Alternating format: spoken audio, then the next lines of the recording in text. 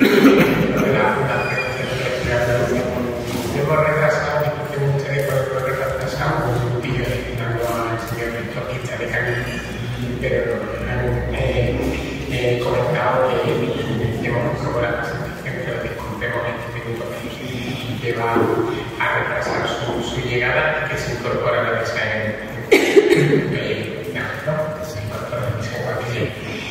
entonces, sin más preámbulos, vamos a iniciar las intervenciones. Le voy a pasar la palabra a Javier del Mas Infante, presidente de la Fundación Blas Infante, para que dé comienzo a esta quinta jornada dedicada a Blas Infante, vida y pensamiento, que están dedicadas este año a la paz y pensamiento de Blas Infante. Muchas gracias. Buenas tardes. Ahora.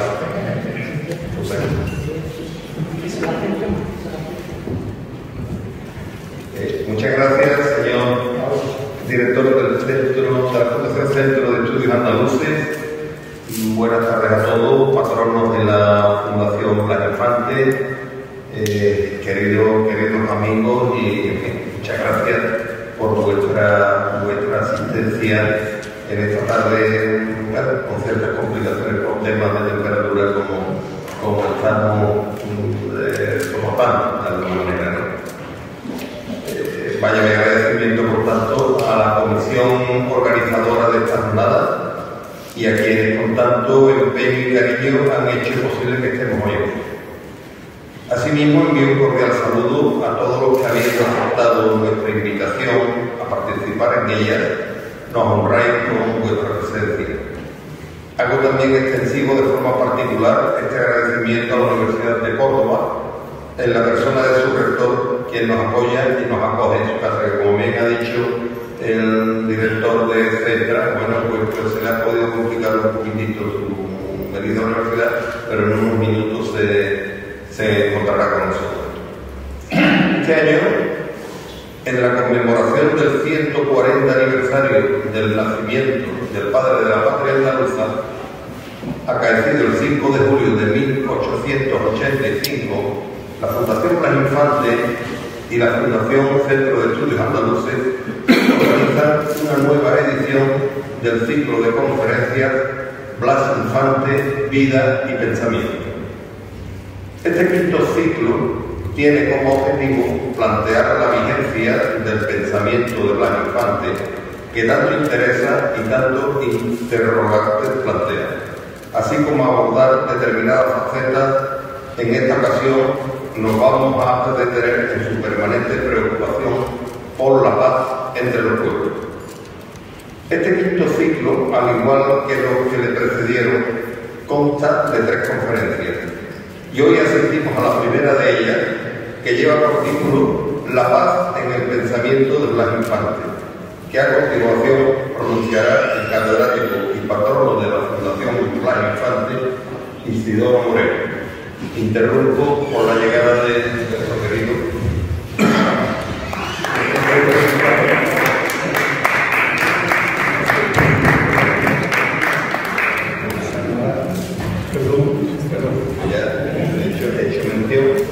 de hecho mención al pequeño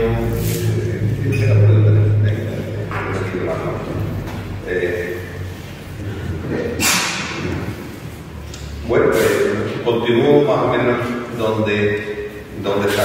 Vuelvo a agradecerle al magnífico rector la disposición suya de aceptarnos en estas magníficas instalaciones de la Universidad de Córdoba, rectorado, para desarrollar la primera conferencia de este quinto ciclo. Insisto que al igual que los ciclos que precedieron, consta de 3 conferencias y hoy asistimos a la primera de ellas, que lleva por título La paz en el pensamiento de Blas Infante, y que a continuación, como ya he comentado anteriormente, pronunciará el catedrático y patrono de la Fundación Blas Infante, Isidoro Moreno. La segunda de las conferencias programadas tendrá lugar el próximo martes 24 de junio en la sede de la Fundación Blas Infante, con la intervención del escritor y periodista Juan José Telle, quien nos hablará sobre la paz en el campo de Gibraltar en tiempos de Blas Infante, acto que será su debut como patrono de la Fundación.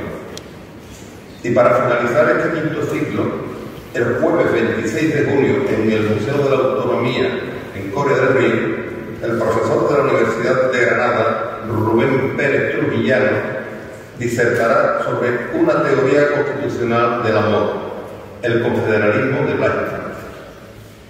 Voy finalizando ya, agradeciendo una vez más a todos los asistentes, a los ponentes, a las instituciones y, en definitiva, a todos los que con su participación hacen posible la continuidad de este ciclo. Muchas gracias a todos por estar presentes.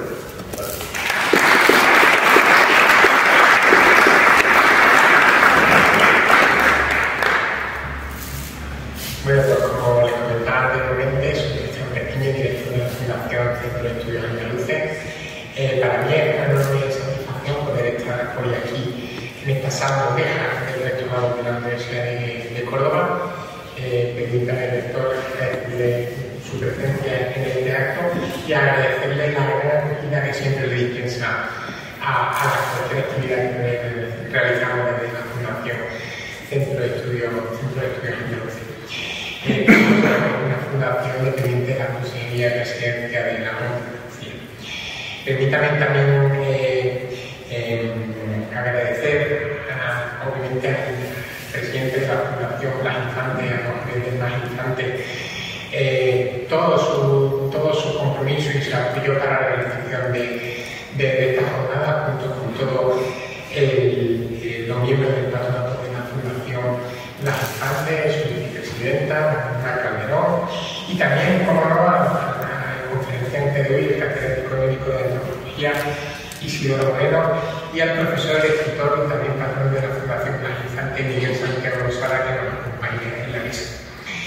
También, permítame un cariñoso saludo a Miguel Arugo, director de la Cátedra Doctoré, que también esta mañana nos acompaña en el acto como celebrado aquí de presentación de los proyectos de investigación social de la Fundación Central, y que también nos acompaña y con cuya cátedra también realizamos algunas actividades de colaboración. Parece que fue ayer cuando empezamos este ciclo de conferencias para celebrar el nacimiento, la efeméride del nacimiento de Blas Infante, allá en la localidad malagueña de Casares. Y la verdad es que es una satisfacción ver cómo año tras año vamos recordando el pensamiento, la figura y la obra de padre de la patria de Blas Infante. Para nosotros es una satisfacción poder tener no solo nuestra colaboración con la Fundación Blas Infante, sino también otras actividades que realizamos en el centro, como son los de conservación de los jardines de la Casa Blas Infante, la edición de publicaciones dentro de la colección Blas Infante de numerosas obras, concretamente 6, que recrean todos sus textos y estamos trabajando para seguir hablando y desarrollando estas obras. La ampliación también del fondo documental con nuevos documentos, fotografías y obras de interés que una vez catalogadas se ponen a disposición del público a través de nuestro repositorio digital, y también la celebración de distintas iniciativas como la transferencia de conocimiento que se materializa en el ciclo de conferencias, por ejemplo, hoy que inauguramos en su quinta edición. Estos ciclos de conferencias nos han llevado por distintos lugares y rincones maravillosos todos de la geografía andaluza, algunos de ellos fueron visitados y frecuentados por Blas Infante, como son pues su localidad natal, Casares, Cádiz también, Archidona, Isla Cristina, Sevilla, Coria del Río, La Puebla, aquí mismo en Córdoba, esta localidad andaluza que tanto le gustaba y que con cierta frecuencia visitaba, entre ellos por la amistad que tenía con el que era un decano y doctor de aquí de la universidad también por aquella época. En esta nueva edición, una edición coordinada normalmente por el conferenciante que nos acompaña hoy, el catedrático de antropología Isidoro Moreno, hemos estado abordando aspectos ligados siempre al pensamiento infantil. En este caso se va a tratar sobre la concepción de la paz y las relaciones que deberían establecerse entre regiones y naciones. Sin duda, es un tema de máxima actualidad, porque debido obviamente a nadie se le escapa que los tiempos convulsos en los que vivimos en la actualidad, es muy interesante conocer cuál era la percepción que tenían los infantes sobre la paz, un valor fundamental para el desarrollo humano y social de cualquier nación. Y es que el pensamiento infantil está estrechamente ligado a la justicia y a la libertad del pueblo. Defendía, como se van a ver a lo largo de la conferencia, un marco de respeto y colaboración entre naciones, donde el respeto mutuo y la colaboración reemplazaban a la dominación y el conflicto. En su visión de las relaciones entre las naciones, pensaba que debían basarse en la fraternidad y en la igualdad, rechazando el imperialismo y apostando por el mundo, donde cada pueblo pudiera desarrollarse plenamente en paz. Algo que sin duda es tan deseado ahora como entonces y que tanto echamos en falta lugar en otros lejanos del planeta. No me extiendo más, no quiero terminar mi presentación institucional sin agradecerles a todos ustedes su presencia aquí, en este maravilloso y cómico lugar de doctorado de la Universidad de Córdoba, y permítanme que pase la palabra a Miguel Santos Lozada para que presente al conferenciante Isidoro Moreno. Muchas gracias.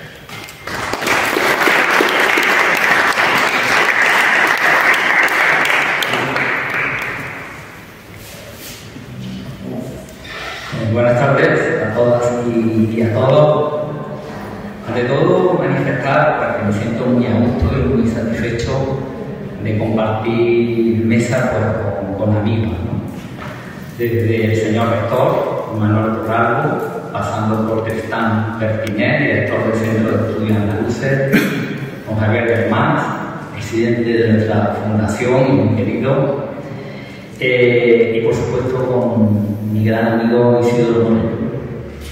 Agradecer también la presencia de amigos y familiares en el acto a pesar del calor. Hoy hemos llegado a los 40 y posiblemente sea el día más caluroso de la semana. Pero bueno, a ver, estamos en Córdoba y en Andalucía y esto es lo que hay que saberlo vivir lo mejor posible. Además también, curiosamente, aunque estamos en junio, han coincidido diferentes actos en otros sitios de la ciudad.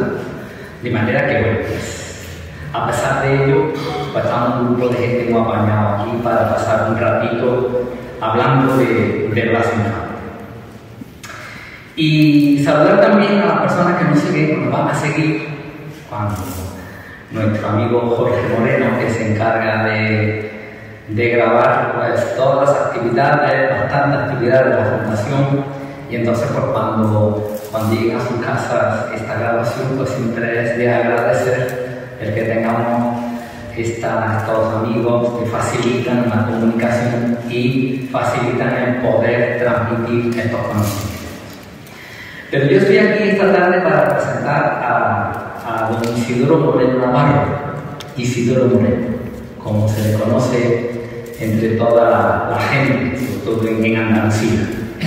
Isidoro es una persona que toma partido, que no se pone de perfil, no es neutral con la injusticia, con la violación de los derechos humanos, con los derechos de los pueblos. Desde muy joven, su capacidad humana e intelectual las pone al servicio de la calle, del pueblo, de la gente. Es crítico con el Estado español centralista, monárquico y excluyente, al mismo tiempo que define a Andalucía como pueblo y nación. Es un andalucista de corazón y sentimiento, el sentir pensando de Blas Infante, lo que le hace acreedor de ser patrono de nuestra fundación. Su mirada crítica se manifiesta en sus artículos, sus entrevistas, su intervención en los medios audiovisuales, sus conferencias, sus numerosos libros. Entre sus numerosas obras a lo largo de su vida académica y social, destacan los estudios sobre la identidad cultural andaluza, gestos, rituales, religión, Semana Santa y fiestas que configuran la construcción de todo un ideario colectivo. También destaca sus temas sobre la globalización y migraciones y sobre todo los derechos humanos y la inclusión social. Como no puede ser de otra manera, Isidoro es un andaluz de barrio, nacido en Sevilla, un barrio histórico de Extramuros, San Roque, cerquita de la Puerta de Carmona y de su cofradía de los Negros. Allí nació, se crió, se integró en su ciudad de tal modo que no la cambió por Madrid cuando su maestro de la antropología, el catedrático José Alsina Fran, le propuso cruzar de Peñaperro en los años 60. En aquellos años Isidoro quería profundizar en lo nuestro, el estudio de las experiencias culturales andaluzas, la identidad histórica, cultural y política de nuestra Andalucía. Acabaría siendo un impulsor y creador de la antropología en Andalucía, fundando la primera cátedra de la disciplina en Andalucía en 1986. Previamente realizó su tesis doctoral en 1970. La primera tesis en antropología social centrada en Andalucía, titulada Propiedad, Clases Sociales y Hermandades en la Baja Andalucía.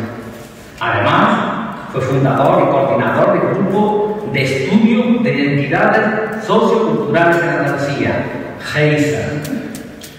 Como secretario general del Partido del Trabajo de Andalucía, firmó el Pacto Autónomo por Andalucía en 1978, siendo un gran impulsor del movimiento para la obtención de la autonomía andaluza por la vía del artículo 151.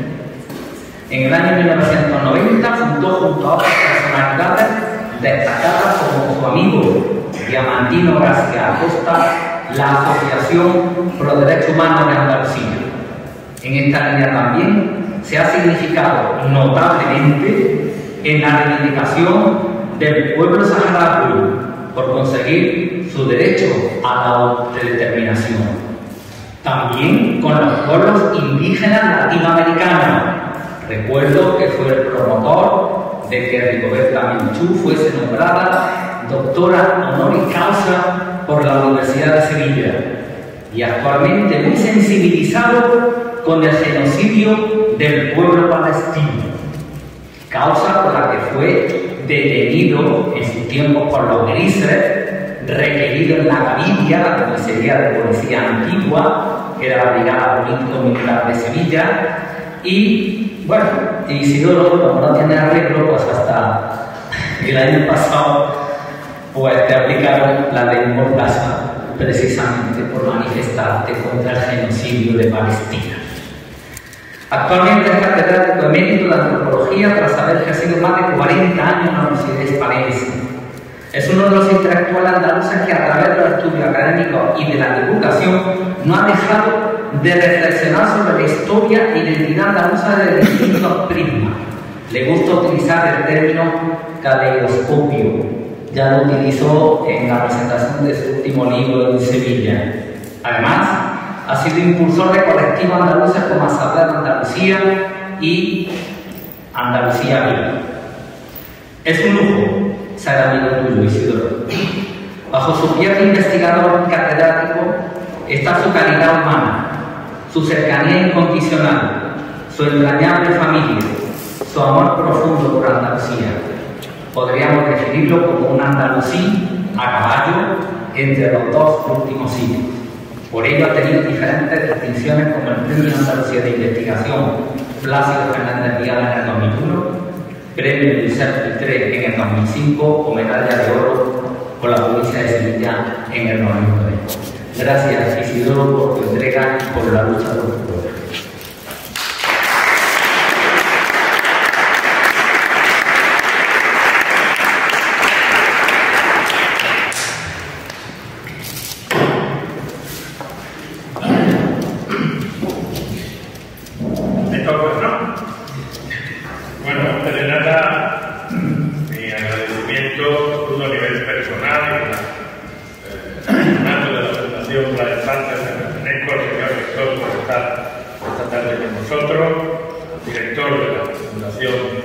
Republicana, Centro de Estudios Andaluces, compañero y amigo Javier del Mar, presidente de nuestra fundación La Infante, y gracias también por la palabra de un amigo que ha notado, que ha dicho con la verdad, Miguel Santiago, y gracias a todos ustedes por la presencia aquí esta tarde.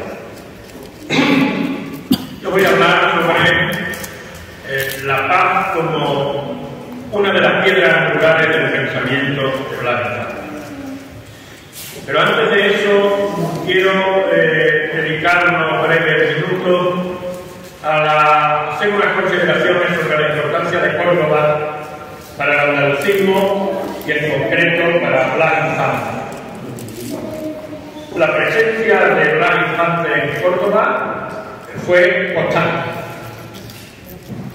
Por ejemplo, en 1916 da una conferencia en el Centro Obrero Republicano el día 13 de noviembre de ese año 1986, que es recogida luego por la revista Andalucía y también recogida ampliamente en el Diario de Córdoba. Fue presentado por el presidente del centro, el señor Vaquero, y constituyó un extenso alegato sobre el estado actual de la ciudad en contraposición con su brillante pasado. Cito textualmente: yo me revuelvo contra la miseria de Andalucía, sea cual fuere la ciudad que sufra sus dolores y desgarramientos. Yo quiero sentirme hijo y ciudadano de todas las ciudades andaluzas, pero cuando la ciudad decadente y empobrecida es Córdoba, la ciudad donde Andalucía fue más grande, siento sobre mí el peso y la amargura de la actual humillación de su grandeza con más intensidad, porque al contrastarme juzgo más espantosa su actual situación. Y da unos cuantos datos tremendos.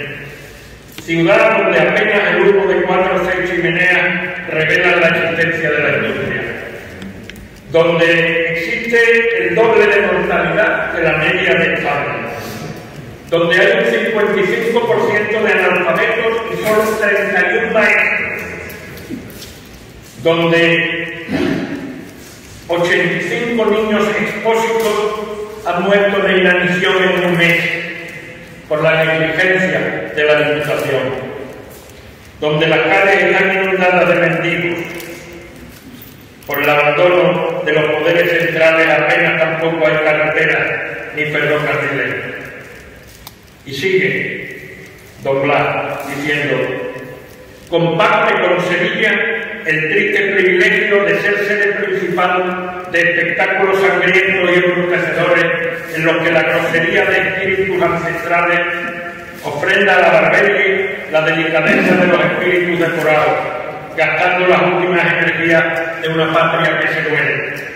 El torero lo llena todo, separando al pueblo de los ideales santos, arrastrándolo idiotizado ante los trofeos grotescos y los repugnantes utensilios de los modernos plazas de toros. En 1919 he sabido que fue uno de los firmantes y autor clarísimo de la mayoría del texto del manifiesto del 1 de enero, intervención también clave en la segunda asamblea andalucista de marzo de ese mismo año. Y en 1931, en la época preelectoral de las elecciones a Cortes Constituyentes, da un mitin en el Gran Teatro.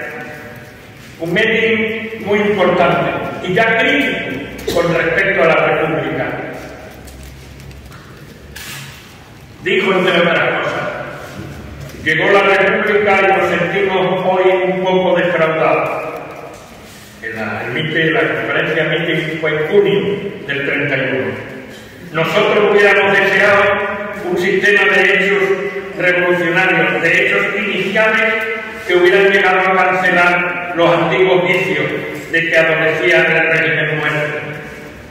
Uno de estos hechos hubiera sido la abolición del latifundio, la condena del caciquismo, la separación inmediata de la Iglesia y el Estado, pues no se puede tolerar que con la máscara de la religión se quiera imponer la política absorbente de Roma, la libertad y la equidad de la enseñanza. Continuó su discurso diciendo: Andalucía va a formular sus peticiones ante la Constituyente. Si las Cortes no responden a estos anhelos, consideraríamos el hecho como una estafa de ilusiones, que es peor que una estafa de dinero. Y Andalucía proclamaría su república, aunque a la hora de esta proclamación las balas de los fusiles vinieran a apagar nuestra vida. Y proclamaríamos nuestra república con el mismo vigor y entusiasmo con que lo hace Cataluña, y veríais cómo entonces se nos atiende y se acaba el coloniaje bárbaro, poniéndose Andalucía a la cabeza de los pueblos de Europa y del Oriente. Hemos dicho, podríamos poner otros casos importantes de la relación, de manifestaciones, consideraciones muy importantes de Blas Infante en relación con Andalucía, que no por casualidad las hizo, y otros proyectos salieron de aquí, de Córdoba, como yo diría capital del andalucismo en su tiempo. Esto dicho, creía necesario, voy a entrar en el núcleo de mi tema. Yo entiendo a la búsqueda de la paz como, ya lo he dicho al principio, una piedra angular del pensamiento de Blas. Pero yo creo que para no separar, para no diseccionar ese pensamiento infantiano, la paz hay que entenderla en tres dimensiones, en tres ámbitos. Y en esos tres ámbitos, el pensamiento de Blas Infante y su actuación pública fue encaminada a la búsqueda de la paz, digo en tres dimensiones. La primera, la búsqueda de la paz social, de la paz dentro de la sociedad que constituye el pueblo-nación que es Andalucía. Un segundo ámbito, la paz internacional entre los diferentes pueblos-naciones. Y un tercer ámbito, la paz con la naturaleza, la paz entre los seres humanos y la naturaleza. Un triple objetivo que quizás pueda calificarse de utópico, pero de ninguna manera de quiménico. Y conviene, yo en mi clase estaba constantemente lo señalaba, la diferencia entre utopía y quimera. Una utopía es un horizonte, un objetivo que se puede conseguir si cambian las condiciones del contexto. Una quimera es una fantasía que no es posible. La cuadratura del círculo no es ninguna utopía, es una quimera. Pero en cambio, las transformaciones sociales que él planteaba, con las que luchó, con las que fue asesinado, el cambio de esas condiciones sí podían acercar a ese horizonte, a ese objetivo. La paz entendida como imperio de la libertad y de la justicia, y como superación de las desigualdades. En ese triple ámbito también, desigualdades entre las clases sociales y los sexos, desigualdades entre los pueblos y desigualdades también en relación con otros ámbitos de la naturaleza. En este avance hacia lo que podríamos llamar la paz universal, Andalucía debía ser un agente central. En ese sentido, en su búsqueda, en su planteamiento de hacer de Andalucía un pueblo director del avance en ese triple ámbito de la paz.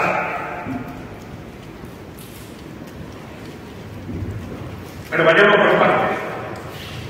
Primero, avanzar hacia la paz social en Andalucía. En su tiempo, y no solo en su tiempo, la polarización social era extrema. Él la vivió muy cerca desde sus primeros años, porque aunque su abuela materna pertenecía a una familia acomodada de Casares, los Pérez de Vargas, y no por casualidad él acortó su segundo apellido y siempre se firmó Blas Infante Pérez, evitando el C, Vargas. No así, y no, porque no fuera, digamos, un adorador, digamos, de en su abuela, sino para dar a entender en ese, digamos, ocultamiento relativo de su segundo apellido como muestra de su desclasamiento, porque Blas Infante fue un desclasado. El propio Azaña tiene en sus obras completas, puede verse un ataque a un cordobés, Juan Díaz del Moral, notario como Blas Infante, que dice Azaña que hay en Andalucía algunos notarios, en vez de dedicarse a su oficio, se dedicaban a hacer política o a ser de sociólogos, etcétera, y eso, claro, estorbaban a los políticos de oficio. Bueno, pues, como digo, Blas Infante compartió desde niño los juegos con los hijos del compadre gitano de su padre, de José Tuerto, viviendo de cerca cómo eran tratados estos niños, pobres y gitanos de su pueblo. Tanto en Casares como en Archidona, donde estuvo interno, se le hizo muy presente la figura del jornalero. Seguro que una de las palabras que más conocemos todos y más divulgadas son esas que empiezan por yo tengo clavada en la conciencia desde mi infancia la visión sombría del jornalero. Lo he visto pasear su hambre por las calles del pueblo. He presentido cómo son repartidos entre los vecinos acomodados para que estos les otorguen una limosna de trabajo. Los he contemplado en los cortijos, llevando una vida que se confunde con la de las bestias. Los he visto dormir hacinados en su sucia cañanía, comer el negro pan de los esclavos. Esto no era bueno. Ya en el siglo XVIII, en el informe de Olavide sobre la ley agraria, en 1768, puede leer: los ganaderos andaluces son los hombres más miserables de Europa, la mitad del año mal retribuidos y alojados y la otra sin trabajo. Y eso empeoró con la desposesión de los bienes comunales y de propio en las desamortizaciones liberales del siglo XIX. Esto es tan así que cuando Blas Infante escribe, relaciona lo que él denominó los dolores de este país nuestro, dos de ellos, los dos primeros, tenían que ver directamente con el tema. El dolor de la esclavitud económica de los obreros, sobre todo de los jornaleros agrícolas, el dolor de la servidumbre caciquil imperante. Imperante también, en añadía, en partido político y elecciones. Y claro, por eso él escribió, ya desde su primera obra, que era Andaluz, el más inmediato y central de los ideales próximos, es la tierra para el jornalero andaluz. Este ideal en el centro. Sin él, inútil es pensar en la cultura del pueblo. ¿Por qué digo que los planteamientos sobre la tierra de Blas Infante tenían como objetivo la paz? Pues porque, por un lado, él señalaba que si queremos crear un pueblo, lo primero que hemos de hacer, lo que preferentemente debe ocupar nuestra atención, es redimir económicamente a los andaluces, depauperados de cuerpo y de espíritu por la miseria y el temor a la miseria que los conduce esclavizados a los pies del cacique territorial y del cacique político. Tanto es así que para eso dice que se han creado los centros andaluces.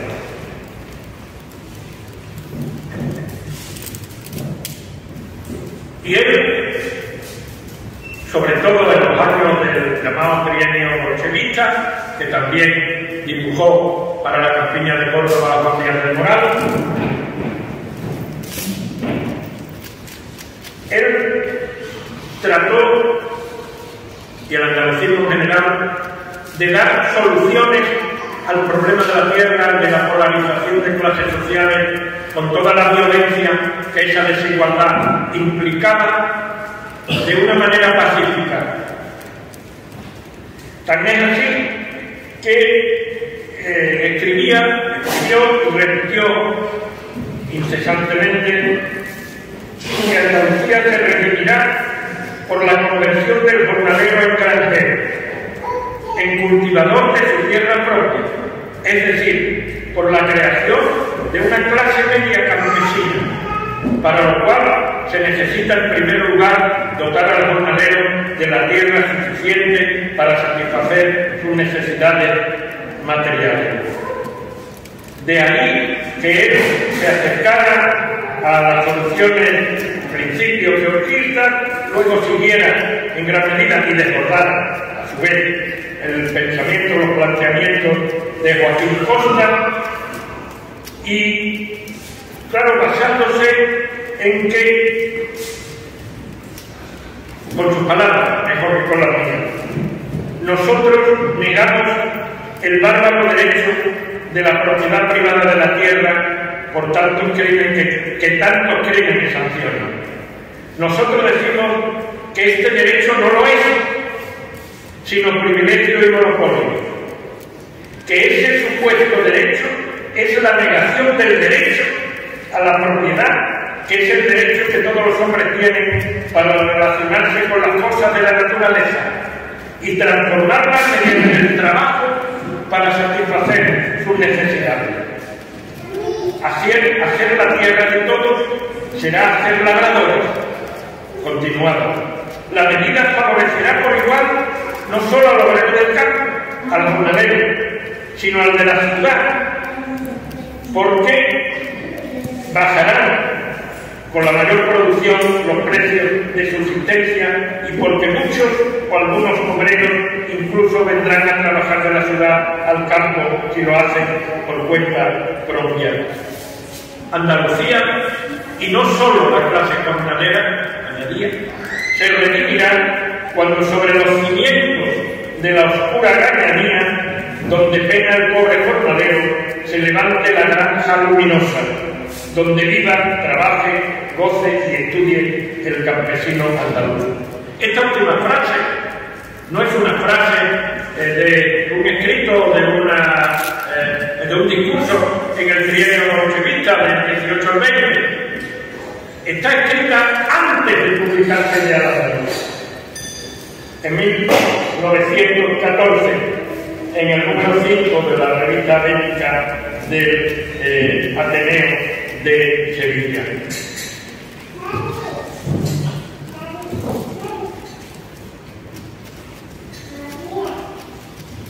Claro, para este camino, señalar ese camino y señalar el camino de que los bienes naturales no son apropiables privadamente, pero que sí existe el derecho a gozar del trabajo realizado sobre esos bienes naturales. Esa era la solución de Blas Infante, la solución del andalucismo histórico para el tema de la tierra y también para otros problemas. La intención era clara y él la escribe, lo plantea. La segunda asamblea andalucista, la de Córdoba, del 23 al 25 de marzo de 1918, él dice: para evitar la revolución sangrienta y abrir cauces a la revolución pacífica, instamos al gobierno a decretar la expropiación del valor social de la tierra no perteneciente a Andalucía y su atribución a los municipios. Atribución a los municipios de la propiedad de los respectivos términos municipales como terrenos del procomún. Los propietarios de predios que se adquirieron por la conquista o desamortización, si no han tenido mejoras debidas al trabajo humano, no tendrán derecho a indemnización. y se entregarán a los sindicatos de jornaleros campesinos que deberán constituirse en cada municipio para su distribución o explotación con el asesoramiento de técnicos oficiales y con la reglamentación adecuada para evitar discordias entre sus componentes. La reforma agraria que propugnamos protegerá a los arrendatarios y colonos que hubieran efectuado mejoras y haría posible la recuperación del patrimonio comunal de los pueblos y de los bienes propios de los ayuntamientos. La paz social en Andalucía sería entonces resultado de la justicia, que garantizaría los medios de vida necesarios para hacer posible la libertad de pensamiento y una sociedad directora de las transformaciones imprescindibles. También igualdad de los sexos, claro. En esto, Blas Infante, como muchos otros ámbitos, se adaptó a su tiempo. En el manifiesto de Córdoba, citado de enero del 19, se puede leer: queremos dignificar a la mujer, esclavizada por un bárbaro derecho que tuvo en Roma su inspiración y que repugna al genio humano generoso de Andalucía, la cual, cuando fue libre, aun bajo el régimen musulmán, dotó a sus mujeres de consideraciones, libertad y respetos muy parecidas a los que hoy causan en los países más progresivos del mundo. Queremos reconocer la independencia civil y social de la mujer. Toda subordinación que para ella establezcan las leyes quedará derogada desde su mayoría de edad. Claro que esto último estaba ya contenido en el proyecto de Constitución de Antequera de 1883, en el artículo 14. Y en el artículo 18 de ese proyecto globalmente asumido en la Asamblea de Roma del 18 por el movimiento andalucista, se comprueba, se dice que se prohíbe toda desigualdad de derechos y deberes ante la ley y toda desigualdad para ambos sexos, lo que iba mucho más allá del proyecto de Constitución de la Primera República. No olvidemos que ese proyecto de Antequera, además de ser asumido por la Asamblea Andalucista de Roma, fue reeditada por el movimiento andalucista, por los centros andaluces. Y en 1931, ya proclamada la Segunda República, ante el dolor de la esclavitud familiar, que es uno de esos 8 dolores a los que antes me refería, constata Blas Infante que el criterio del gobierno era remitir a un código constitucional el problema de la libertad familiar. Pero mientras tanto, al cabo de 4 meses de república, solo el matrimonio canónico seguía surtiendo efectos civiles. Seguía siendo indisoluble el matrimonio y la mujer seguía siendo esclava civil del marido. Frente a ello, la candidatura republicana federal andaluza del 31 plantea libertad de constitución y disolución del matrimonio.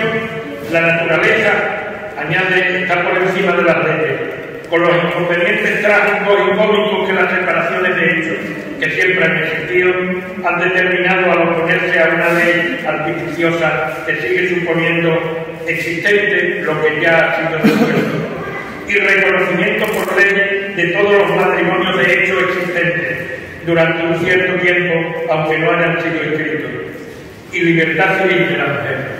Todo esto va encaminado también a la paz social entre los géneros de la libertad de las personas. Y un tercer aspecto, podríamos señalar mucho, pero no es posible en este momento, respecto a la ciudadanía.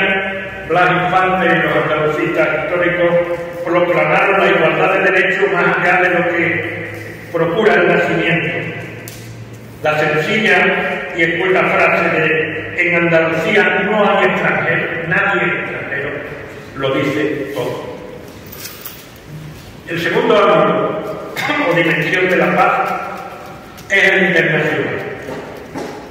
De 1914 a 1918 asoló Europa la que entonces se denominó la Gran Guerra. En 1918, el Congreso de París debía tener como objetivo establecer un nuevo orden en el mundo y una paz duradera.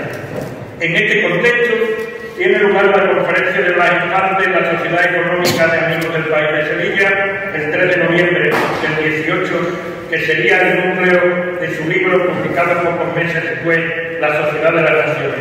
Un libro importantísimo que no ha sido reeditado hasta 2020 por el Centro de Estudios Andaluces y la Fundación Blas Infante, y al que tuve el honor de poner el prólogo, donde se refleja, quizás incluso como en ningún otro, el pensamiento de pacifismo activo del padre de la patria andaluza. Los conflictos han de ser negociados. Nunca la guerra puede ser una solución. Esta frase podríamos ponerla en los balcones en la actualidad, evidentemente. Para conseguir una paz universal, no bastaría con una medida que estaba incluida en los puntos del programa Wilson, el final de la Gran Guerra. En ese programa se planteaba que habría de producirse una reducción de armamento. Blas Infante dice que eso es claramente insuficiente. Él plantea el desarme absoluto y universal. Y tiene unas frases que son reveladoras. No me resisto a leerlas. Conviértanse en mercantes los buques de guerra. Fúndanse cañones y fusiles y funcionen las fábricas de guerra como forjas de industria de vida y útiles de labranza. Lo que se necesita no es un ejército de guerreros, sino una buena milicia de maestros, una milicia contra las fuerzas ciegas de la ignorancia. Y añade, además, en España se podría ofrecer hoy a los militares una más útil ocupación que hacer la guardia en su inservible cuartel. El catastro de la riqueza pública les llama. Una nota. En ese momento había una tremenda ocultación de explotaciones de propiedades por parte de los grandes propietarios que ni siquiera estaban en el catastro. Entonces dice que para que los militares sean útiles a la sociedad se conviertan en inspectores del catastro. Dice, así podrían ejercer otra función distinta a la inútil, él dice, que tienen hoy, oponiendo la disciplina y el amor patrio a los requerimientos del cacique ocultado. Y señala también, habría que cambiar el contenido de la mayor parte de los libros de historia que leen los niños en cualquier país. Se está refiriendo solo al nuestro. El cuento de narraciones médicas creadas por la fuerza bruta, la historia de los guerreros, será la historia, en el futuro, de la barbarie humana, de la que los hombres se avergonzarán. La historia que habrá de enseñarse a los niños será el relato de las deficiencias civilizadoras de un país. Así hacemos nosotros al recomponer la historia de Andalucía. La competencia entre naciones solo está legitimada como noble pugilato en la aportación al progreso de la humanidad.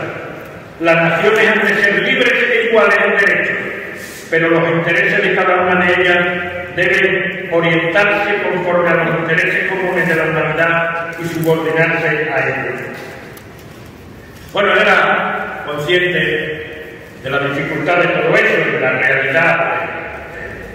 Se comprobó que fue así al convertirse esa sociedad de naciones en sociedad de estados, que se llamaban, la mayoría de ellos, inadecuadamente nacionales. Y él se preguntaba, esto está en ese libro prácticamente casi desconocido hasta su reedición muy reciente, se preguntaba si los estadistas que dominan el mundo consentirían, por ejemplo, el desarme. Se preguntaba, ¿aplicarán parte de la soberanía nacional en la sociedad de naciones? Y él desconfiaba no solo de los políticos de oficio, como llamaban los profesionales de la política, sino también, sobre todo, de los poderes económicos. Escribe, hay clases poderosas en la sociedad de los países dirigentes a cuyos intereses económicos no conviene el desarme, ni la sociedad de naciones, porque esas clases representativas del capital necesitan de la potencia de los armamentos, del Estado de anarquía internacional, como medio de proteger la fuerza expansiva de sus intereses y la acción de los mismos en los territorios sometidos. El Congreso de la Paz en París debería haber sido, dice, una asamblea constituyente del mundo, formada por pueblos libres mutuamente reconocidos. Si el resultado no es una sociedad de naciones, el futuro podrá ser la revolución por la paz definitiva, pero violentamente.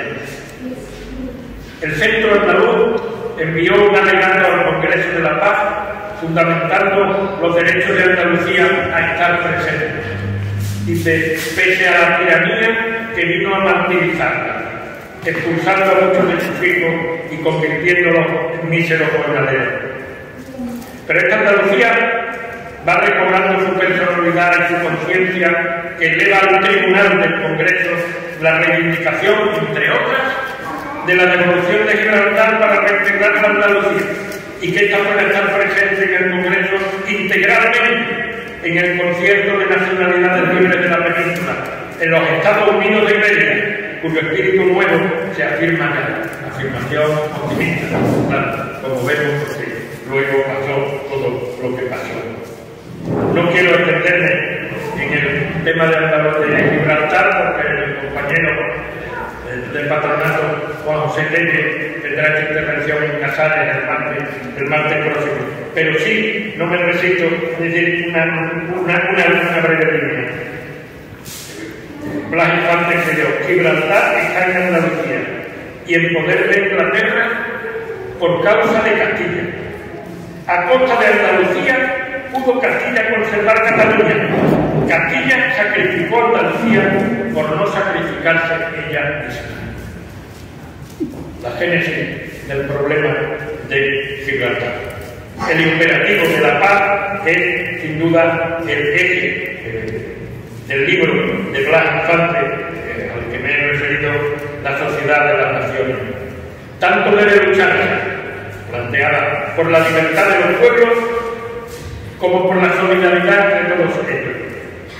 Nosotros defendemos el reconocimiento de la personalidad y libertad consiguiente de todos los pueblos o colectividades de individuos fundados por la necesidad, en la libertad o por la historia, que aspiren a regirse por sí. Y al mismo tiempo que esta proclamación hacemos los andalucistas otra, la subordinación absoluta de los fines de las naciones a los fines de la humanidad. De aquí el lema. Por ello, tanto debe lucharse por la libertad de los pueblos como por el mutuo reconocimiento y solidaridad entre todos ellos. La sociedad de naciones, tal como él la veía, era realmente una confederación de pueblos-naciones, no de Estado, no necesariamente de Estado. Una confederación que incluye, y en esto es muy rotundo, el Estado único universal, del que algunos hacían propaganda entonces, y al que califican como sueño loco de centralistas regularizadores que desconocen la realidad de mi vida creada por la historia o susceptible de ser creada por la libertad. ¿Y qué naciones o pueblos deberían formar parte de la sociedad de naciones? Responde, todos los pueblos del mundo son merecedores por ser humanos de ser considerados como miembros de la comunidad internacional. Por ello, habría de reconocerse la libertad a todos los pueblos que se encuentren o sean oprimidos, pues la creencia de opresión es la madre de la santa rebeldía, y con rebeldías contradictorias no es posible el imperio de la paz. La paz como objetivo y el medio, el reconocimiento de la libertad, de la autodeterminación de todos los pueblos, estén o no en estado que se declaren de la manera que sea. Libertad y solidaridad de todos los pueblos de la tierra. Claro, él se decepcionó por la afirmación, que prácticamente se hizo en aquel Congreso de París, de la equivalencia entre Estado y nación, que significaba la desnaturalización del concepto de nación y la utilización del término, leo textualmente, como mero pretexto o justificación de los estados de hecho y como excusa para realizar salvajes exclusiones.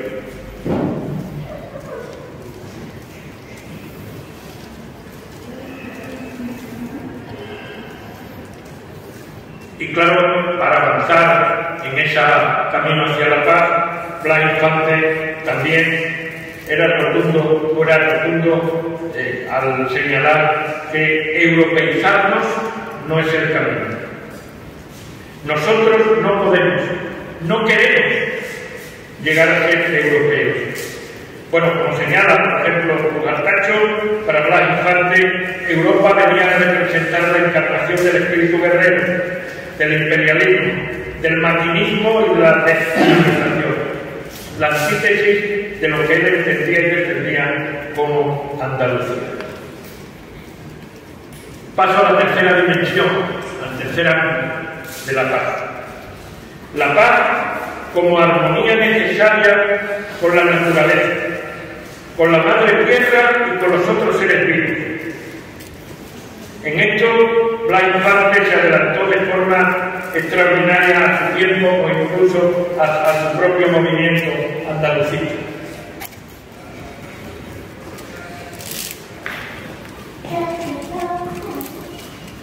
Plantea un respeto a la vida en todas sus formas, en sus múltiples formas.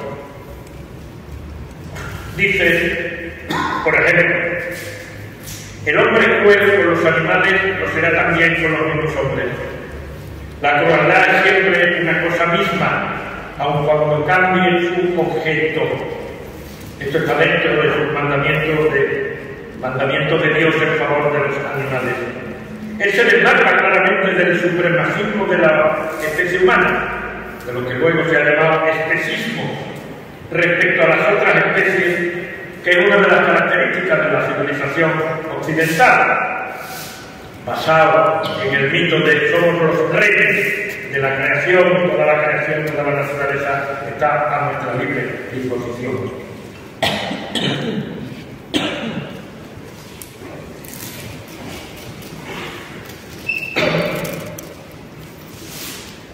Él se desmarca de este supremacismo, como digo, y señala nuestra responsabilidad hacia los otros seres y hacia la madre tierra, y plantea la necesidad de una redefinición de esa relación. Insiste sobre las conexiones entre todos los seres, sobre la unidad de la vida. Algunos han llamado en esto el cierto panteísmo que conecta con pensamientos orientales de pueblos indígenas de África y América. Es realmente un humanismo que hoy llamaríamos ecosistémico, una visión holística del planeta. Por ello, el rechazo del dolor animal como divertimiento. Por ello, su insistencia contra los pájaros en jaulas o martirizados por los niños, contra los animales en circo, contra las peleas legales, contra las corridas de toros. Existen múltiples ejemplos de esa posición que hoy llamaríamos ecopacifista. En sus cuentos de animales de 1921 ya avanzó en esa dirección.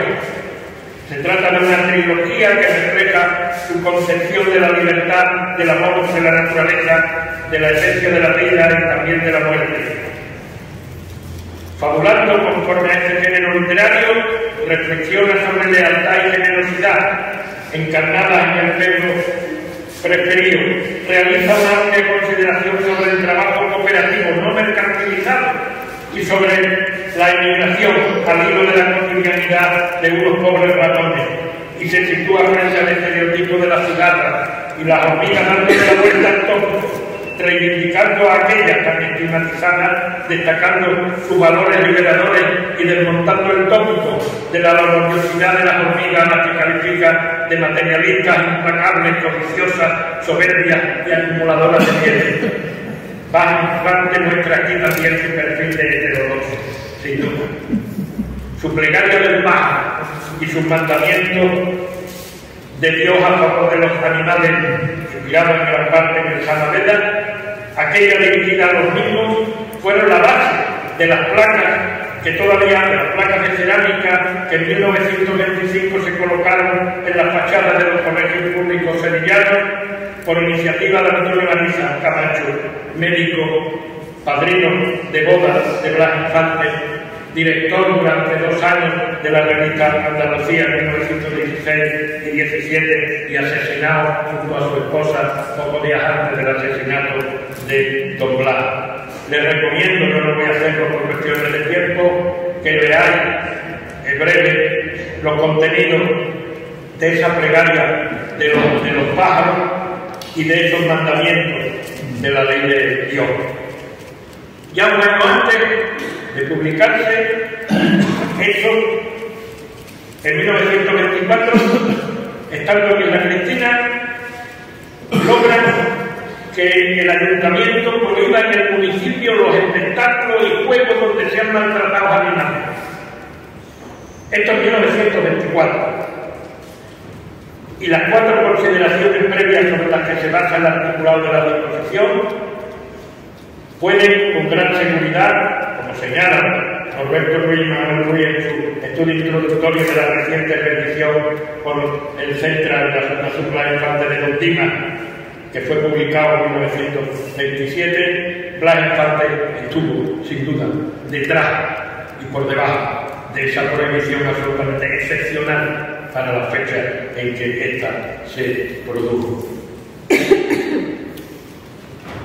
En su también, digamos, el Don Dimas, historia de zorros y de hombres, esto ya no es una fábula, sino en gran medida una introspección espiritual y un esfuerzo por promover una visión holística, ecosistémica, diríamos hoy, repito, del mundo. En numerosos de sus textos insiste en la unidad de la vida, en el respeto a ella en todas sus formas, tanto en la humana como en la de otros seres vivos, y en la continuidad de la vida más allá de la existencia individual. La vida de un hombre se perpetúa a través de los hijos, escribe. La vida nuestra actual no es otra cosa que la vida de nuestros antepasados continuada por nosotros, con nuevas energías para buscar la perfección. A la muerte de su padre, en 1923, escribió en una cuartilla: mi padre no ha muerto, porque vivo yo. Yo soy la continuación de su vivir. Cuando su tumba no tenga cerca espectadores curiosos, iré a depositar la ofrenda de un tiesto en el que aliente una flor feliz y viva.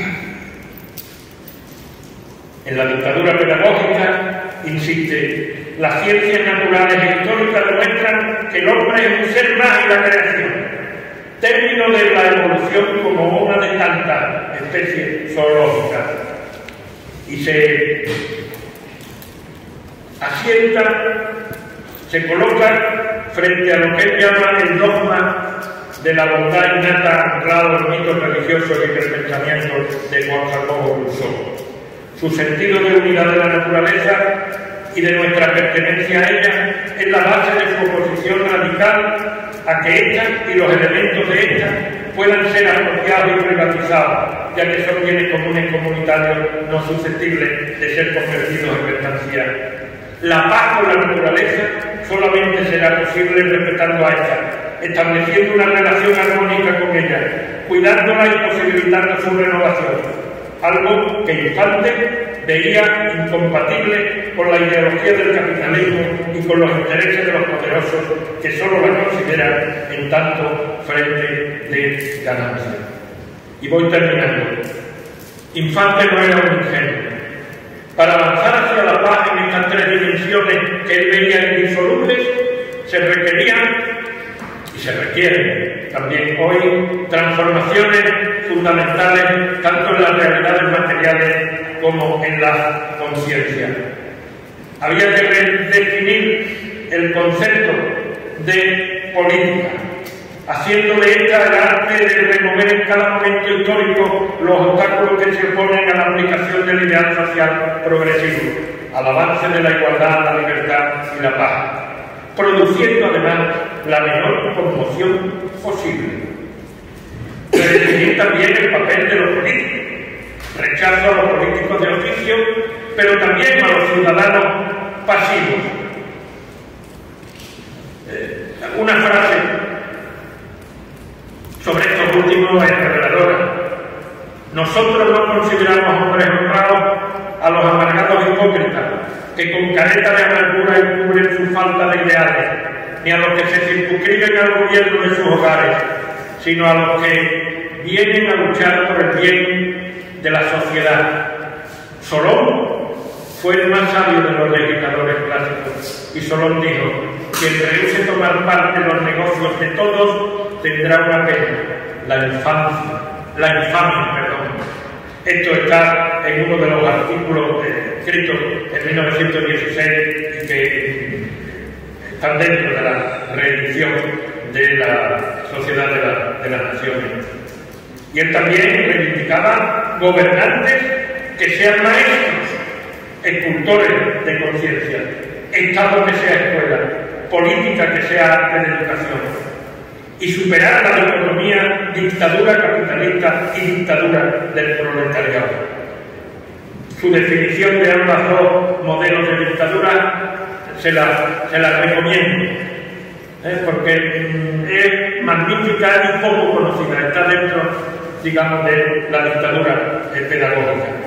Y hacer avanzar el derecho internacional, reconociendo la libre determinación de todos los pueblos soberanos, pero también planteando la cesión de parte de esa soberanía a los tribunales internacionales, en una especie de confederación universal que, como antes he dicho, no tiene nada que ver con el modelo de supuesto Estado único universal, y medidas de índole pedagógica, social, que produzcan en el ser individual el nacimiento y desarrollo de la conciencia social en todos los órdenes colectivos.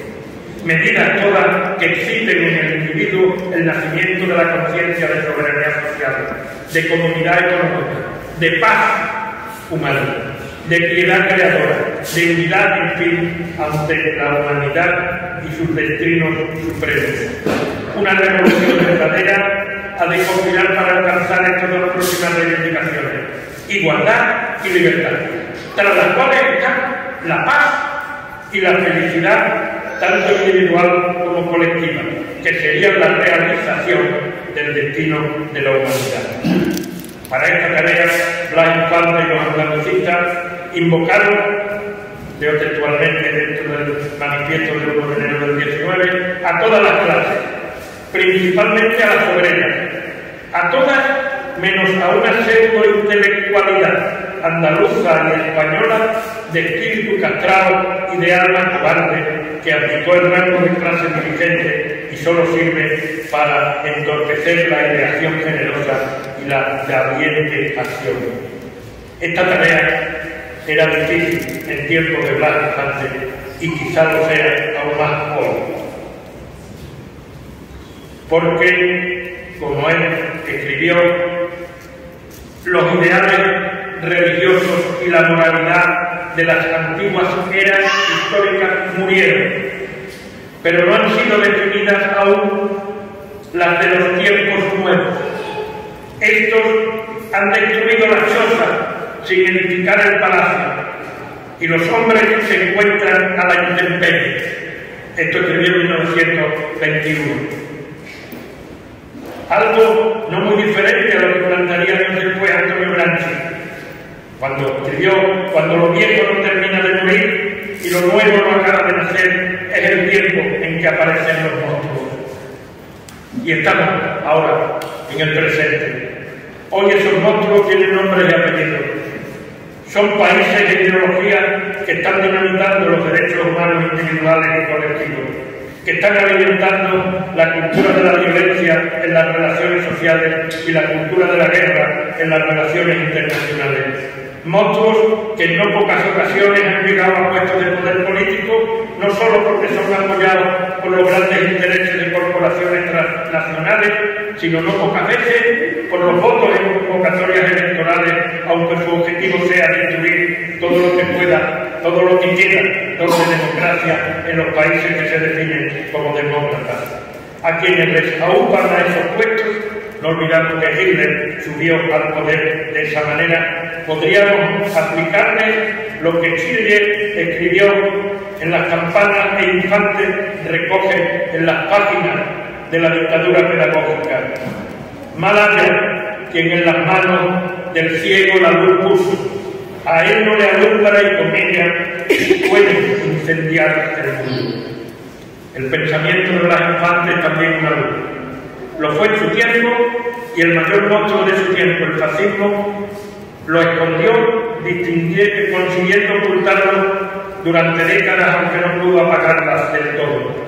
En nuestras manos está, aunque ello esté lleno de dificultades, que pueda iluminar y orientar la lucha actual contra viejos monstruos que parecen resucitar y contra nuevos monstruos que utilizan depuradas tecnologías para anular la conciencia y producir un pensamiento cero. Profundizar en su pensamiento, divulgar este y aplicarlo creativamente en la Andalucía y el mundo actuales es la tarea central de quienes nos definimos como andalucistas.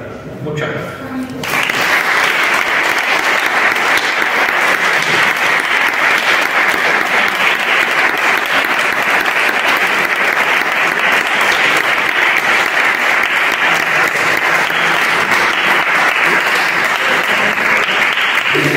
Isidoro, antes de que el señor rector clausure el acto, me imagino que todo lo que ha planteado Isidoro, esa paz más doméstica, esa paz más internacional, o esa paz incluso con la naturaleza, ¿no? Que es tan importante, lo cercano, lo sensible, y todo lo que nos rodea en toda la vida.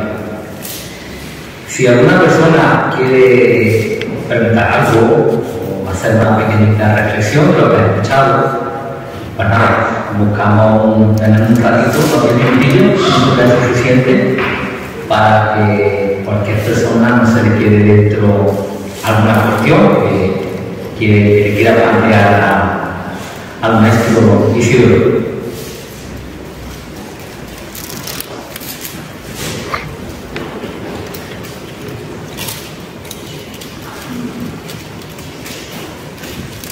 Parece que ha quedado bastante claro, ¿no?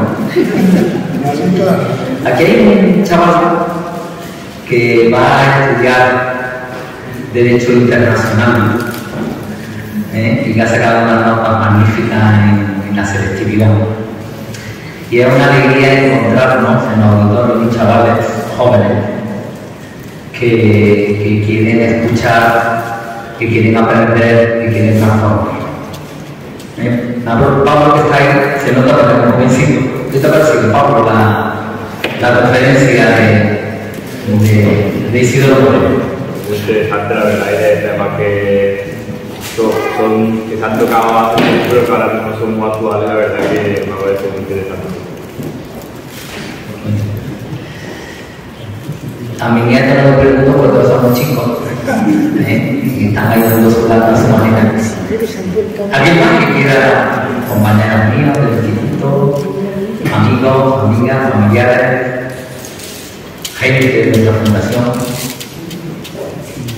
Bueno, parece que todo está bien cerrado, así que don Manuel Rural, rector de nuestra universidad, hasta la autoridad de la ciudad de Elena. Bueno, buenas tardes. Yo me voy a clausurar y hacer un par de cosas imprescindibles, ¿verdad? Es pedir disculpas doblemente una por mi retraso, mi retraso está complicado, lo mejor no dar simplemente pedir disculpas y nada más. Y la segunda, nos gusta el trabajo humano de las personas, de la cercanía en la universidad, eso no lo dudo. Lo que no nos gusta es este calor que esta tarde nos está deparando no solo la climatología, sino que no esté funcionando adecuadamente el aire acondicionado de la sala, que lógicamente no está funcionando, porque no estaríamos como estamos, ¿no? Yo creo que la pregunta no aflora porque no se dan las condiciones. Si luego no es que no haya sido interesante la conferencia, que ha sido muy interesante, sin lugar a dudas. Entonces yo sí voy a hacer una pregunta, no clausurar, sino que tengo que hacer esa doble disculpa que os pido a todos, pues tenemos que dar la conferencia que tengamos, porque vamos a tener más, porque estamos comprometidos en la Universidad de Córdoba con el atlantismo. Tenemos la casa de 4D, que es el director, hemos firmado un convenio de lo cual nos sentimos tremendamente orgullosos, y lo que queremos es luego mostrar el camino y la herencia que nos ha dejado el elefante, que ha sido como considero un aporte manifiesto tremendo. Y yo creo que todo el mundo lo considera el padre de la eso parece que no hay duda de ese término, de esa descripción. Y yo creo que con muchos de los que nos han mostrado, Pedro ha mostrado que es un hombre adelantado a su tiempo, no lo siguiente, porque ya decía cosas que, bueno, pues todavía no se quedan cortas, hoy todavía son retos que tenemos por delante. O sea que me parece absolutamente bueno, por estas personas que están tocando la divinidad, porque además de ser un hombre que es la pregunta siendo un notario, donde se podía adaptar perfectamente a un ambiente absolutamente bueno, en la línea de esa política, de los políticos, y lo que fue todo lo contrario, que le costó su vida en el año 36 en agosto. Entonces, la pregunta, y yo creo que lo mejor que los profesores con la contestación es ¿qué vivió o qué influencia tuvo Blas Infante para ser, aparte de ser profesional, que lo era, el notario tuvo que llamar su oficina, qué influencia o qué evidencia tuvo para ser tan adelantado y tan visionario de lo que nos han mostrado hoy, sobre todo que la mitología, pero tantas cosas, porque al final paz con injusticia no es posible. Yo creo que esa es la conclusión en la que yo saco de la conferencia. Si hay injusticia, no es posible la paz. Entonces, pero claro, me queda los que habéis estudiado más su vida, lo que ha escrito, pues nos queda siempre la duda es qué se tiene que dar a una persona para ser tan excepcional. Y nosotros orgullosos de ser colaboradores con la Fundación, con el estudio de Salvador que siempre hacer, con la cuarta cátedra 4D y con todo aquello que representa los elefantes, vamos a estar comprometidos porque nos parece que la universidad no puede dejar muchísimo valor a esa figura, a su legado, porque nos parece que es humano. Así que muchísimas gracias, mil disculpas por doble, no por dos, disculpas por las dos cosas que he dicho. Ha sido muy grande. Muchas gracias, señor rector. A ver, sobre su cuestión. Yo creo que hay dos planos que conviene. Por un lado, digamos, cuando él dice, cito un párrafo quizás de los más conocidos de él, ¿no? Antes he señalado que yo he leído la primera línea, cuando él dice yo tengo clavada en la conciencia. Claro, yo recuerdo que mi ahijada, como doctora honoris causa de la Universidad de Sevilla, el Víctor Sanchú, que fue el padrino de la ceremonia, el inductor como director del departamento entonces de antropología, etcétera, tiene, Rigoberta, un libro que ya me tituló ¿Cuándo me nació la conciencia? Que, bueno, Vargas Llosa tiene una cosa que decía cuando se jodió el Perú, ¿no? Para ser más conocida. Es otra frase. ¿Cuándo y dónde me nació la conciencia? Y claro, antes la conciencia se activó cuando era todavía niño. Y en relación a los juegos infantiles con niños que eran cercanos a él, sus compadres de su padre, que era un niño gitano y demás, que tenían una doble discriminación, como de familia humilde, jornalera, y encima la doble discriminación. Y luego, yo creo, la infante fue un autodidacta tremendo, porque claro, incluso los estudios universitarios de Derecho y tal, lo hizo desde Casares. Él iba a Granada a examinarse por libre, etc. ¿No? Es un hombre excepcional, de hecho que yo diría que en el siglo nacen pocos, con una capacidad de trabajo y de estudio tremendo. Viendo, por ejemplo, simplemente su biblioteca, yo tuve ocasión de estar en ella cuando todavía vivía aquí, la familia y tal, y me sorprendió muchísimo la cantidad y la variedad de publicaciones que él se había hecho llegar.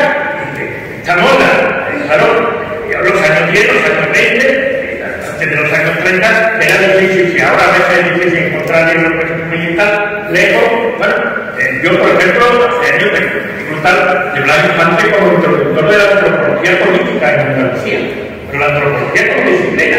Él tiene, por ejemplo, aplica conceptos de masa, conceptos y tal, que son de especialistas de los antropólogos del principio del siglo XX, de los británicos, sobre todo que lo utiliza, ¿no? Cuando dicen, por ejemplo, que los políticos, bueno, que muchos de los que se dan de republicanos son monárquicos sin corona, porque todavía creen en el mana de los monarcas, del poder, pero, bueno, quiero decir, él, un hombre, si ese tópico de hombre hecho a sí mismo, yo esto es el ejemplo que pondría absolutamente con la infancia, porque fue un intelectual que, como dice el señor rector, clarísimo, se adelantó, pero décadas en muchas cosas de su tiempo.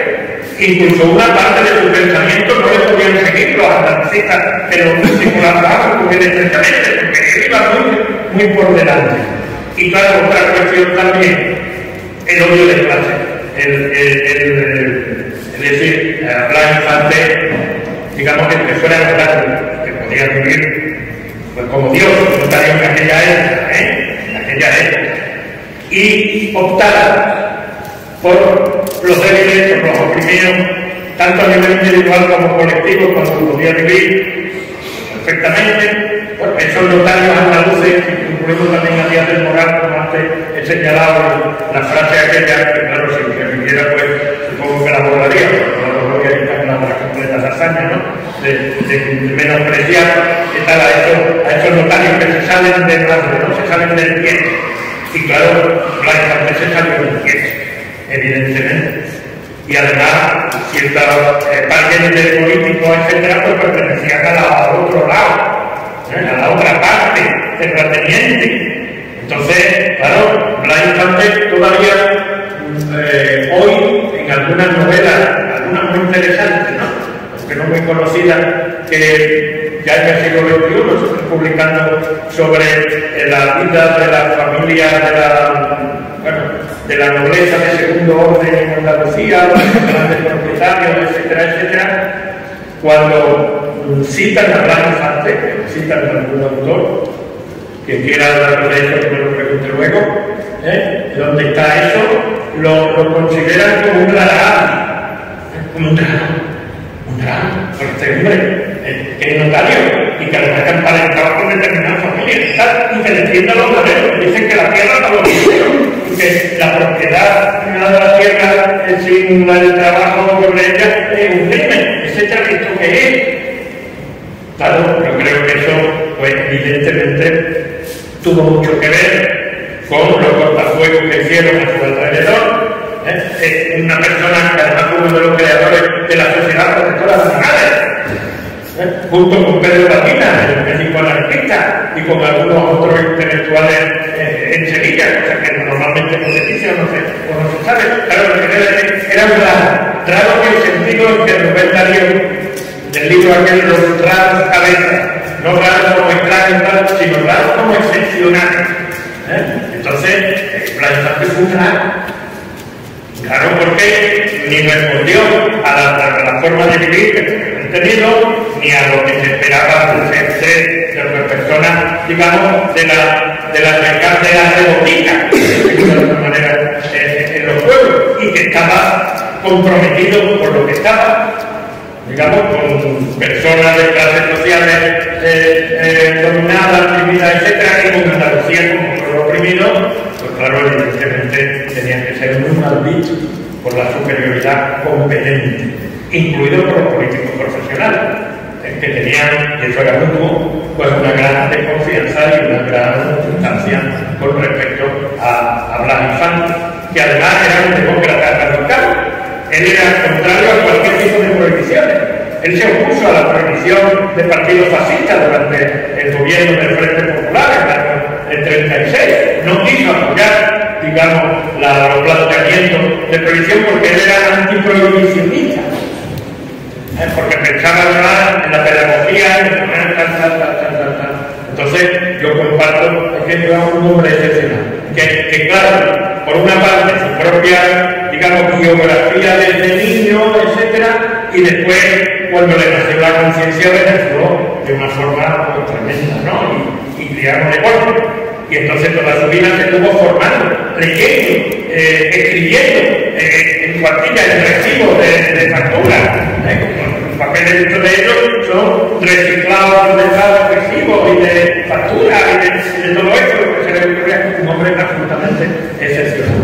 Yo creo que no solo por su muerte, sino por su vida y por lo que representa, pues es una luz, como yo modestamente al final he dicho, que tenemos que enseñarla y que, aunque no sea hoy potente, pues contraste con los grandes focos, digamos, que nos tienen ciegos o nos tienen absolutamente desorientados.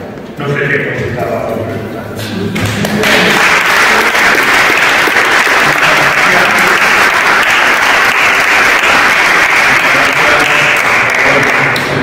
Gracias, señor presidente, encantado de teneros y la varícula para ver algo. Para que nos acordemos de que nos vamos a llevar a casa de recuerdo de esta tarde. Muchas gracias. Muchas gracias.